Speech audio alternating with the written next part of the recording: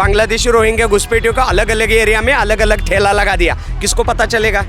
तो ये जो उनकी स्ट्रेटेजी थी उसके ऊपर बंद हो जाएगा, मतलब कड़ी से कार्रवाई होगी और वो बंद हो जाएगा।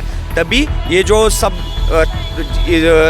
जनता का टैक्स का पैसा जो इस्तेमाल हो रहा है, वो जो खा रहे हैं, वो बंद हो जाएगा। देखिए, सबसे अच्छी चीज़ है जो गुड गवर्नेंस देश में चल रहा है।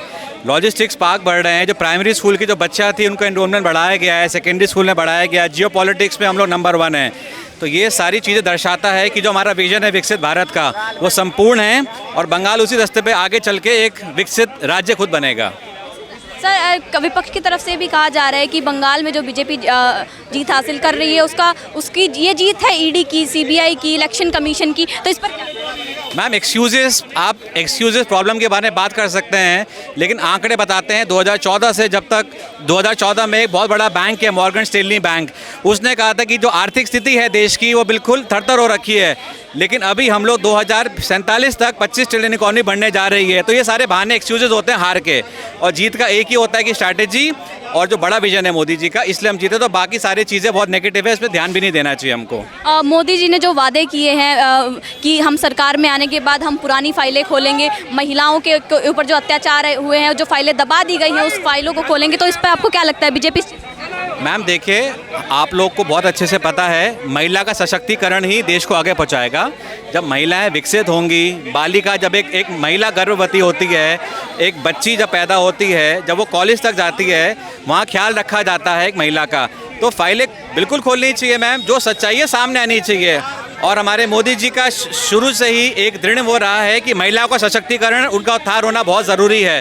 तो जो फैक्ट्स हैं, फैक्ट्स के बारे में बात करनी चाहिए और उसी रास्ते पे चलना चाहिए आगे। आरजी कर रेप पीड़िता को अभी तक न्याय नहीं मिला, क्या बीजेपी के सत्ता में आने के बाद न्याय की उम्मीद है, मिल पाएगा? मैम देखिए, जो दूध का दूध है, पानी का पानी हो जाएगा। जैसे कि हमारे माननीय प्रधानमंत्री मोदी जी का बहुत क्लियर एजेंडा रहा है कि सबका विकसित होना जरूरी है, क्लैरिटी, फैक्ट से बात होनी चाहिए। तो हमारी जो लीडरशिप है वो इस चीज़ का संज्ञान ज़रूर लेगी और जो भी फैक्ट है सामने प्रदेश करेगी उसको। सर, आप क्या कहेंगे? बीजेपी की जो अभी जीत हासिल करने जा रही है बीजेपी और सत्ता में आने मेरा नाम सचिन यादव है और मैं एक बीजेपी का सामान्य कार्यकर्ता हूँ और मैं महाराष्ट्र से आया हूँ। और जो पश्चिम बंगाल की जीत है, मैं पहले आदरणीय पंतप्रधान नरेंद्र मोदी साहब के नेतृत्व में जो लड़ गई, और जो भाजपा अध्यक्ष नितिन नबीन जी है और पश्चिम बंगाल के जो भाजपा अध्यक्ष है, तो जो ममता ने और ममता के कुछ घुसपैठियाँ, बांग्लादेशी घुसपैठियों ने जो बाबरी मस्जिद की नींव रखी थी, वो नींव नहीं थी असली। आखिर वो क्या था? तो अमित शाह साहब जी ने कि चाणक्य जी ने जो स्ट्रैटेजी बना ली, तो वो बाबरी मस्जिद की नींव को उन्होंने टीएमसी की कब्र बना दी। अभी वो कब्र हो जाएगी। और ये जो जीत है, ये पिछले 30 साल से जो लगातार बीजेपी कार्यकर्ता हो, संघ के कार्यकर्ता हो, विश्व हिंदू परिषद के कार्यकर्ता हो, या बजरंग दल का कार्यकर्ता हो, या कोई सामान्य हिंदू कार्यकर्ता हो, उन्होंने जो परिश्रम पिछले 30 साल से लिया है, उसकी जीत है। तो इस जीत के लिए मैं सभी लोगों को, आदरणीय पंतप्रधान नरेंद्र मोदी साहब, नितिन नबीन जी राष्ट्रीय अध्यक्ष जी और बाकी सभी कार्यकर्ताओं को शुभकामनाएं देता हूँ। और ये जो जीत है, इससे जो भी पश्चिम बंगाल में हिंदू पीड़ित है, वो उसको न्याय मिलेगा। महिला बेटियों के ऊपर जो अत्याचार होता था, जिसको लव जिहाद में फंसाता था, किसी बहन बेटी को उठा के लेके जाते थे दिन दहाड़े, तो वो बंद हो जाएगा। प्रचार चुनाव के दरमियान केंद्रीय गृहमंत्री अमित शाह साहब जी ने जैसे कहा था कि अगर माफिया और गुंडों ने अगर उत्पाद मचा दिया, तो उनको 4 महीने के बाद उल्टा लटका कर सीधा कर दिया जाएगा। अगर वहाँ पे अमित शाह साहब जी ऐसे बोल रहे हैं, लेकिन योगी जी ये बोल रहे हैं कि उनको उल्टा लटकर सीधा नहीं करेंगे, सीधा ठोक देंगे और उनको यमदर्नी झाड़ देंगे, क्योंकि यही गुंडे हैं जो बहन बेटियों को दिन दहाड़े उठा लेके जाते थे। टीएमसी की जो गुंडागर्दी अब तक पश्चिम बंगाल में देखी जा रही थी, क्या लगता है अब? टीएमसी की गुंडागर्दी पश्चिम बंगाल में इसलिए थी क्योंकि अगर ममता जी का इतिहास खोलेंगे तो ममता खुद ही घुसपैठिया है, वो बंगाल से आई हुई है। उसका इतिहास उठाकर देख लीजिए, आपको पता चल जाएगा। और ये जो पाकिस्तानी बांग्लादेश आते हैं, बांग्लादेश में घुसपैठिया बन के आते हैं, वो और ये यहाँ के रोहिंग्या, इन्होंने सब माफिया राज बना के रखा था, उसके ऊपर अभी कंट्रोल आ जाएगा, वो पूरा साफ हो जाएगा। टीएमसी की हार का क्या कारण है इस बार? टीएमसी के हार का कारण यही है कि ये जो बीजेपी की चाणक्य जी है, अमित शाह जी की स्ट्रैटेजी थी, वो फल लाई है। सभी कार्यकर्ता ने एकजुट होकर जो हिंदुत्व जागृत किया, और पश्चिम बंगाल का बच्चा, छोटा बच्चा, 3 साल का बच्चा भी हिंदू है, वो भी जागरूक हो गया।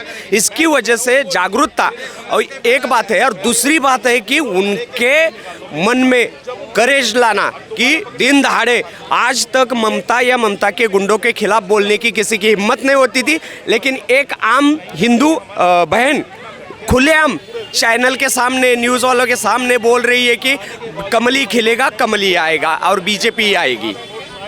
तो क्या लगता है अब जो मोदी जी ने जो वादे किए थे वो क्या उस पर अमल करेंगे?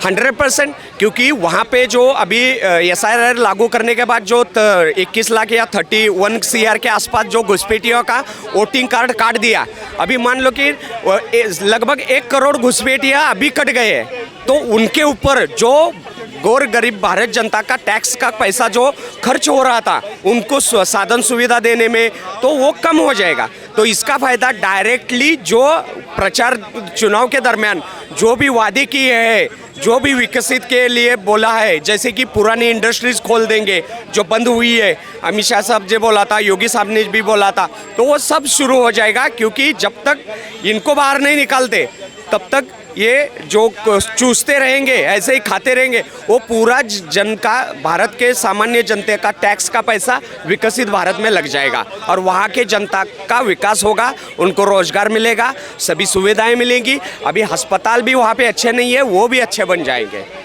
बीजेपी के आने के बाद लोगों को वहाँ पे डेवलपमेंट की उम्मीद है, विकास की उम्मीद है कि जी बोलिए। तो और ये सबसे बढ़िया बात क्या है कि जो मेन, जैसे कि पाइपलाइन को पानी मोटर से, पंप से थ्रू आता है, तो वहाँ पे जो घुसपैठियाँ हैं, भारत में किसी भी राज्य में डायरेक्टली प्लेन या हवा से उड़ के घुसपैठियाँ नहीं आते।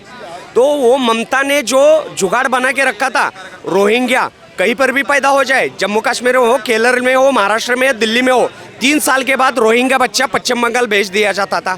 वहाँ पे जो बांग्लादेश से घुसपैठिया है, वहाँ इकट्ठा किया जाता था, और वहाँ के जो मदरसा है, वो मदरसा में उन बच्चों को 13 साल तक पढ़ाया जाता था।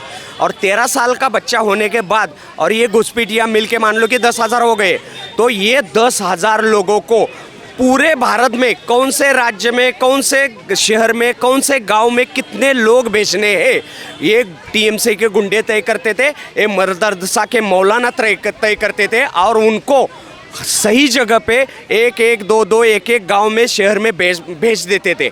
और वहाँ के जो स्थानिक कांग्रेस पार्टी थी, एनसीपी रहेगा, राष्ट्रवादी कांग्रेस पार्टी रहे, कांग्रेस पार्टी रहे, अदर कोई पार्टी रहे, ये जो गठबंधन की थी, तो वो उनको प्रमाण पत्र, रहवासी दाखला, आधार कार्ड, वो सब निकाल के उनको स्थानीय भारतीय नागरिक ठहरा देती थी। अभी जो मेन न्यू है पश्चिम बंगाल, उसके ऊपर अभी जो बीजेपी का राज्य है, तो वो ख़त्म हो जाएगा। तो अभी एक भी घुसपैठिया ना पश्चिम बंगाल में आ पाएगा, ना पश्चिम बंगाल से किसी शहर में जाएगा। अभी मान लो कि हम दिल्ली में है, अगर दिल्ली में 100 लोगों को भेज दिया, बांग्लादेशी रोहिंग्या घुसपैठियों का अलग अलग एरिया में अलग अलग ठेला लगा दिया, किसको पता चलेगा? तो ये जो उनकी स्ट्रेटजी थी, उसके ऊपर बंद हो जाएगा, मतलब कड़ी से कार्रवाई होगी और वो बंद हो जाएगा। तभी ये जो सब जनता का टैक्स का पैसा जो इस्तेमाल हो रहा है, वो जो खा रहे हैं, वो बंद हो जाएगा। आप देख सकते हैं कि बीजेपी के आने के बाद इनका कहना है कि जो घुसपैठिए हैं, बांग्लादेशी हैं, वो पश्चिम बंगाल में नहीं घुस पाएंगे, उनका जो दबदबा है वो कम बंद हो जाएगा, और जो वहाँ के जो टैक्स का पैसा है वो आम जनता के डेवलपमेंट में लगेगा, और पश्चिम बंगाल का विकास होगा बीजेपी सरकार के आने के बाद।